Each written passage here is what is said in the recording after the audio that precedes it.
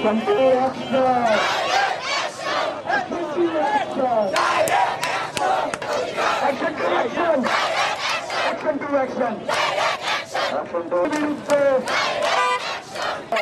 হওয়ার কোনো যোগ্যতাই নাই।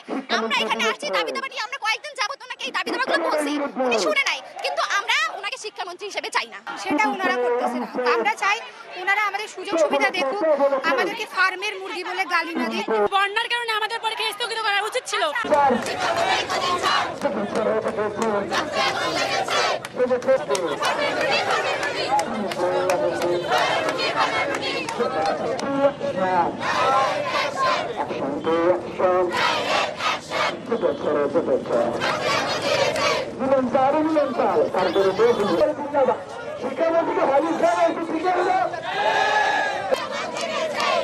সমাজ লেগেছে তখন তারা শিখতে হবে, তখন